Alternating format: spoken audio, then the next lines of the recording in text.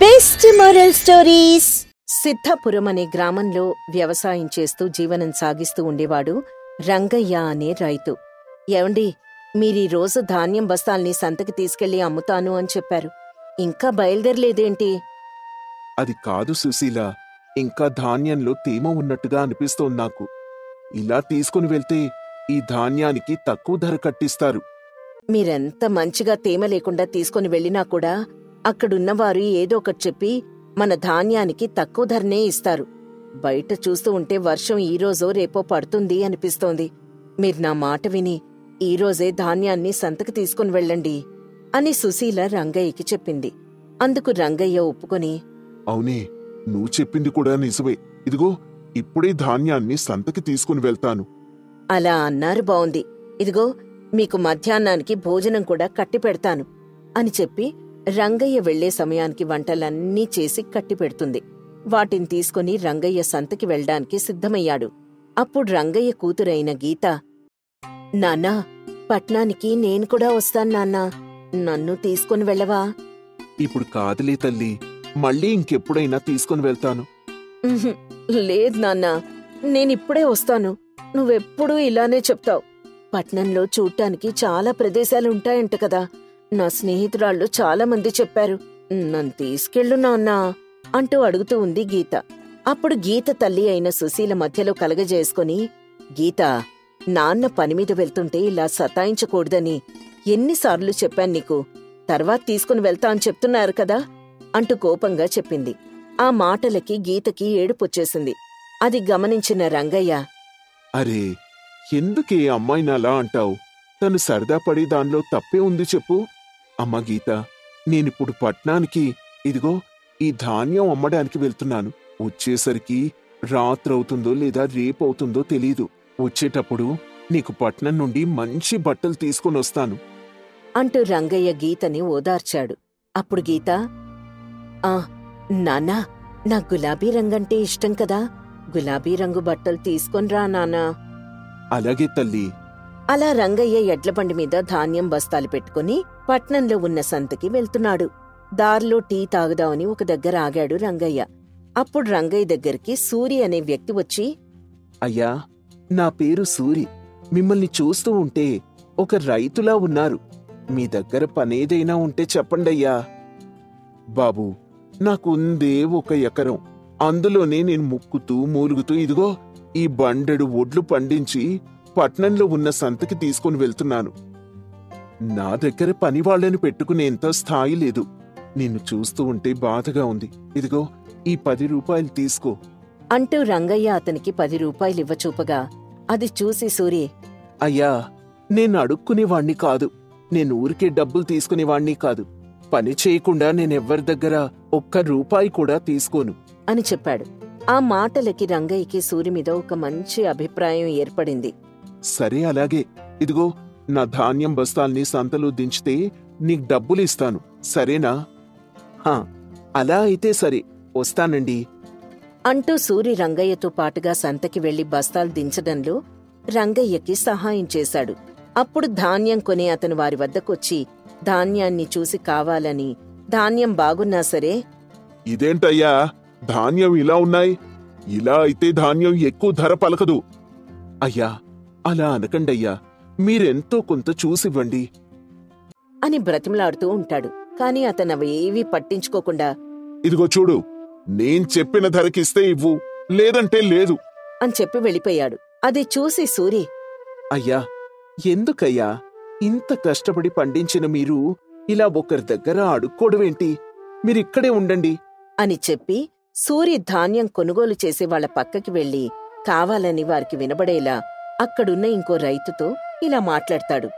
ఇదిగో బాబాయ్, అసలక్కడ ఆ రంగయ్య అనే రైతు ధాన్యం ఎంత బాగుందో తెలుసా? పైగా అతను పంటకి ఎలాంటి మందులు కొట్టకుండా పెంచాడంట. నేను వేరే ఒక వ్యాపారికి రంగయ్య ధాన్యం గురించి చెప్పాను. అతని ఎంత డబ్బిచ్చైనా సరే ఆ ధాన్యం కొనుక్కొని తీసుకెళ్ళడానికి వస్తున్నాడు అంటూ మాట్లాడుతూ ఉన్నాడు. ఆ మాటలు విన్న ధాన్యం కొనుగోలుదారుడు, అంత మంచి ధాన్యాన్ని నేనే కొనాలి, ఎవరి చేతికి వెళ్ళనివ్వకూడదు అని అనుకొని, ఏమయ్యా, ఎక్కడయ్యా ఆ రైతు? ఆ వ్యాపారిచ్చే డబ్బులేవో నేనే ఇస్తాను. ఎక్కడుందా ధాన్యం? అవునా? అయితే పదండి చూపిస్తాను అంటూ సూరి అతన్ని రంగయ్య దగ్గరికి తీసుకుని వెళ్ళాడు. అతను రంగయ్యకి అడిగినన్ని డబ్బులు చెల్లించి ఆ ధాన్యం కొనుగోలు చేశాడు. సూరి తెలివిని చూసిన రంగయ్య ఎంతో మురిసిపోయి, బాబు సూరి, నేనిప్పటి వరకు నీలాంటి తెలివైన వాణ్ణి చూడలేదు. నువ్వు నా దగ్గర పనిచేస్తావా? మీరు పని చేయించుకుని డబ్బులిస్తా అంటేనే వస్తాను. ఊరికే డబ్బులిస్తే తీసుకోను మరి అని అన్నాడు సూరి. ఆ మాటలకి రంగయ్య నవ్వి, సరే సరే అని చెప్పి సూరిని వెంటబెట్టుకుని తన కూతురికి గులాబీ రంగు దుస్తులు కొని ఇంటికి వెళ్ళాడు. రంగయ్యతో పాటుగా వచ్చిన సూరిని చూసిన సుశీల, ఇతనెవరండి అని అడగ్గా రంగయ్య జరిగిన విషయం అంతా పూసగుచ్చినట్టుగా వివరించి చెప్పాడు. ఏంటండి మీరు చేసిన పని? ఇంట్లో ఎదిగే కూతుర్ని పెట్టుకుని ఎవరెవర్నో ఇంటికి తీసుకొస్తారా? అబ్బా, నీకందరి మీద సందేహమే. ఈ అబ్బాయి చాలా మంచివాడు. ఆ మీ కళ్ళకి అందరు అలానే కనిపిస్తారు సరేలివే, ముందు భోజనం సిద్ధం చెయ్యి అని చెప్పి సూరి దగ్గరకొచ్చి, రా సూరి, భోజనం చేద్దాం అని పిలిచాడు. అప్పుడు సూరి, అదిగో మీరు మళ్ళీ నాపై దయ చూపిస్తున్నారు. మీకు చెప్పాను కదా, పని చెయ్యందే నేను మీ దగ్గర ఏమీ తీసుకోను అని. అబ్బా, నువ్వొకడివి. సరే, అదిగో అక్కడ కనిపిస్తుందా పెద్ద తొట్టి? దాని నిండా ఆ బావిలో నుండి నీళ్లు తోడి నింపు. ఆ ఇలా చెప్పారు, బావుంది అని చెప్పి వెళ్లి అక్కడే పక్కన పడేసి ఉన్న ఒక పెద్ద డ్రమ్ని తీసుకుని దానికి పెద్ద తాడొకటి కట్టి ఆ తాడుకి ఇంకో చివర ఎద్దుని కట్టి ఆ డ్రమ్ని బావిలో వేసి ఎద్దుతో పైకి లాగించాడు. అలా అతను తన తెలివితో 5 నిమిషాల్లో తొట్టెని నింపేశాడు. సూరి తెలివి చూసి రంగయ్య ఆశ్చర్యపోయాడు. ఆ మరుసటి రోజు సూరి రంగయ్య దగ్గరికెళ్ళి, అయ్యా, మనం పొలం దగ్గరికి వెళ్దామా? వెళ్దాం పద అంటూ రంగయ్య సూరిని తీసుకుని తన ఎకరం పొలం దగ్గరికి వెళ్ళాడు. ఇదిగో ఇదే నా ఎకరం పొలం సూరి. ఇందులోనే నేను వ్యవసాయం చేసేది. చాలా బావుందయ్యా. ఈసారి ఏ పంట వేద్దాం అనుకుంటున్నారు? ఏ పంట వేయడం ఏంటి సూరి? మళ్ళీ వరి పంటనే వేస్తాం. అదేంటయ్యా, మళ్ళీ వరి పంట వేస్తారా? ఇలా అయితే మీరిలా ఈ ఒక్క ఎకరంతోనే జీవితాంతం బతకాలి అని అన్నాడు. అప్పుడు రంగయ్య ఆశ్చర్యంగా, మరి ఈ ఎకరంలో ఏం పండించగలం చెప్పు అని అడిగాడు. అప్పుడు సూరి ఇలా చెప్పడం మొదలుపెట్టాడు. అయ్యా, వరి పంట వేస్తే 4 నెలలకో పంటొస్తుంది. అప్పుడు ధర ఎలా ఉంటుందో కూడా ఎవ్వరికీ తెలీదు. అదే మనం ఈ ఎకరా భూమిలో కూరగాయలు పండిస్తే ఎక్కువ లాభం రాబట్టవచ్చు. అదేలా సూరి? అయ్యా, ఒకటి ఆలోచించండి. ప్రతిరోజు ఇంట్లో వంటలు చేసుకుంటారు కదా, అంటే ప్రతిరోజు కూరగాయలు కావాలి కదా. దానివల్ల మనకి నెల నెలా డబ్బులొస్తాయి కదా. మీరేం ఆలోచించకండి, నేను చూసుకుంటాను అని అన్నాడు సూరి. అప్పుడు రంగయ్య, సూరి, నీ మీద నాకు నమ్మకం ఉంది.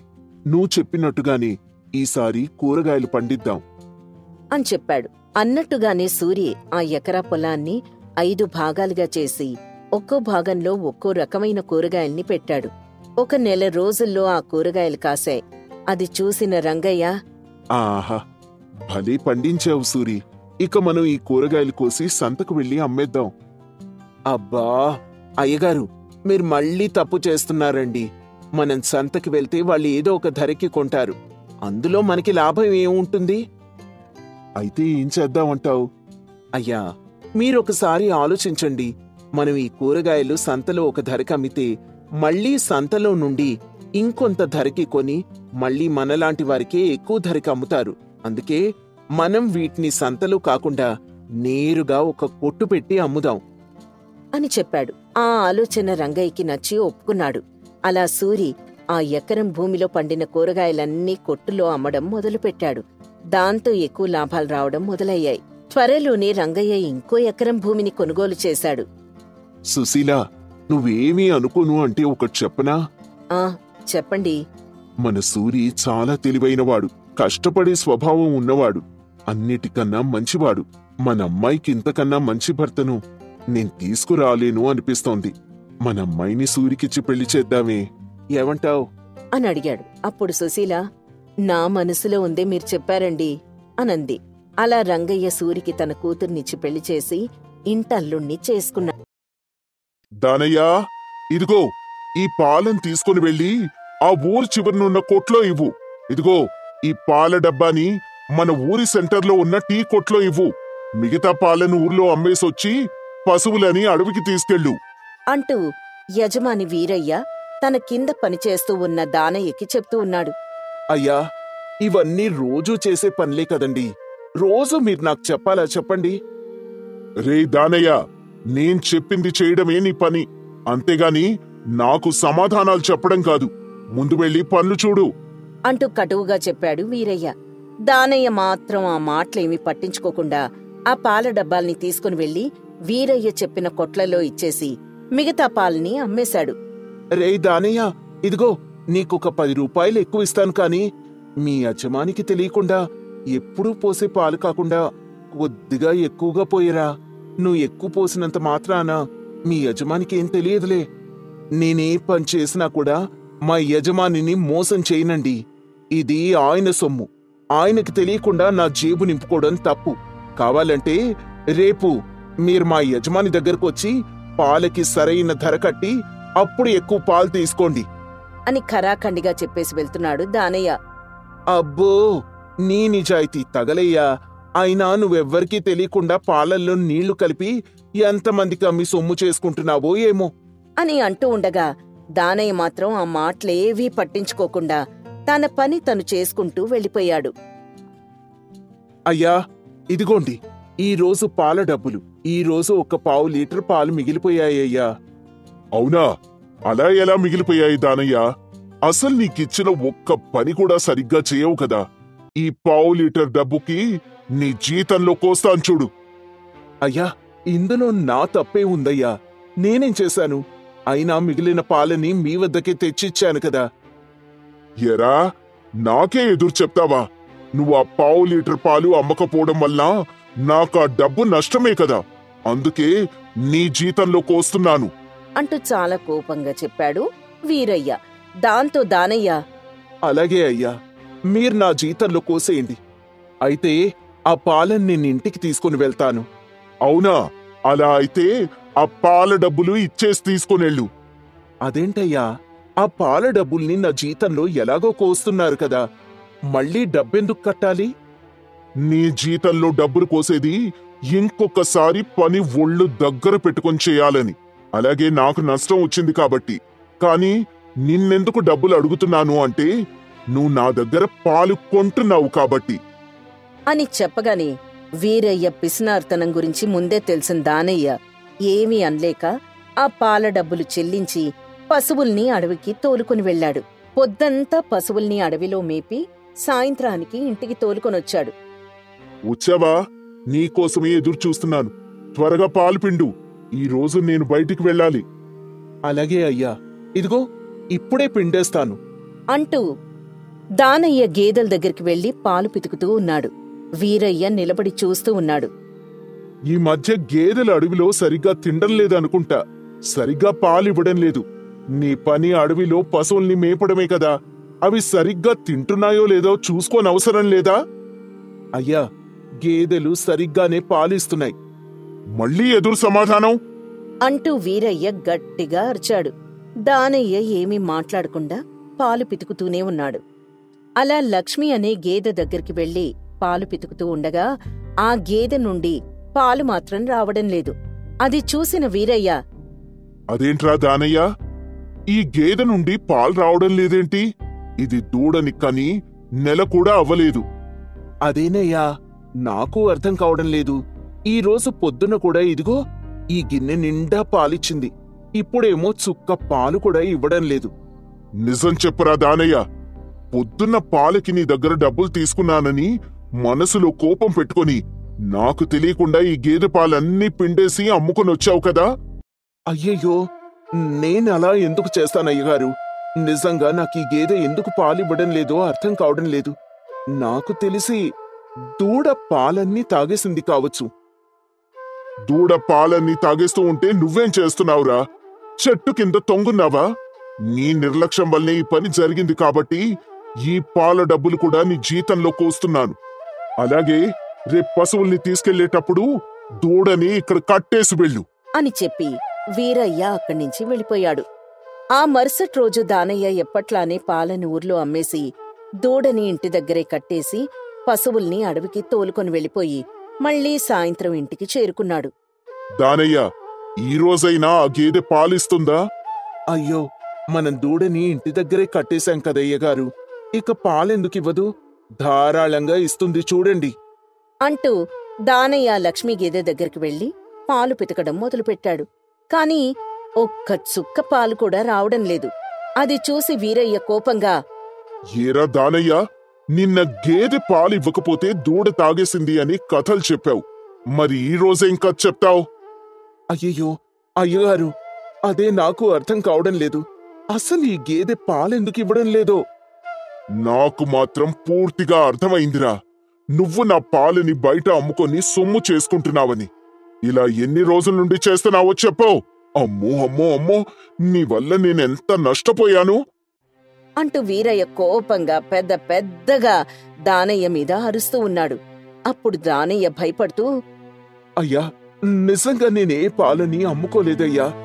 నాకీ గేదె పాలెందుకివ్వడం లేదో తెలియడం లేదయ్యా. అబద్ధం చెప్పకురా దానయ్య, నాకంతా అర్థమైంది. ఇక నువ్వు రేపటి నుండి పనిలోకి రాకు. ఇన్ని రోజులు పనిచేసిన జీతం కూడా నా దగ్గరే పెట్టుకుంటాను. అయ్యా అయ్యా, అంత పని మాత్రం చేయకండయ్యా. నాకు ఊహ తెలిసినప్పటి నుండి నేనీ పశువుల్ని కాసుకుంటూ బతికిన వాణ్ణి. వీటి నుండి నన్ను దూరం చేయకండయ్యా. నాకీ పని తప్ప ఇంక వేరే ఏ పని రాదు. ఈ భయం నీకు తప్పు చేయకముందు ఉండాలిరా. అయ్యా, నేనసలు ఏ తప్పు చేయలేదయ్యా. కావాలంటే నాకింకొక్క అవకాశం ఇవ్వండి. రేపు కూడా ఈ గేదె పాలివ్వకపోతే నేనే పని మానేసి వెళ్ళిపోతానయ్యా అంటూ దానయ్య యజమానైన వీరయ్యని ఎంతగానో వేడుకున్నాడు. అప్పుడు వీరయ్య, సరే సరే, నువ్వింతలా ప్రాధేయపడుతున్నావు కాబట్టి నీకొక్క అవకాశం ఇస్తున్నాను. రేపు కనుక ఈ గేదె పాలివ్వలేదో నీ అంతట నువ్వే పని మానేసి వెళ్ళిపోవాలి అని చెప్పగా అందుకు దానయ్య సరే అని ఒప్పుకున్నాడు. ఆ మరుసటి రోజు మళ్లీ పశువుల్ని అడవికి తీసుకొని వెళ్లాడు. ఈ రోజు ఎలా అయినా సరే ఆ గేదె పాలని ఎవడైనా దొంగలిస్తున్నాడో ఏంటో చూడాలి అని అనుకుంటూ దానయ్య ఆ గేదె వైపే చూస్తూ ఉన్నాడు. అలా కొద్దిసేపు గడిచిన తర్వాత దానయ్యకి ఒక్కసారిగా ఆ గేదె కనిపించలేదు.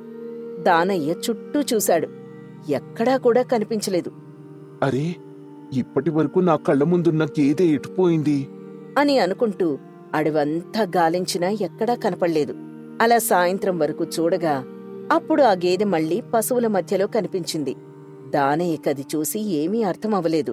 భయపడుతూనే ఇంటికి వెళ్లి గేదె పాలు పితికాడు. కాని చుక్క పాలు కూడా రాలేదు. ఇప్పుడు చెప్పరా దానయ్య, ఏం చేస్తావిప్పుడు అని యజమాని వీరయ్య అడగ్గా దానయ్య మౌనంగా అక్కడ్నించి వెళ్ళిపోయాడు. ఆ తర్వాతి రోజు నుండి దానయ్య మళ్లీ పనిలోకి వెళ్లలేదు.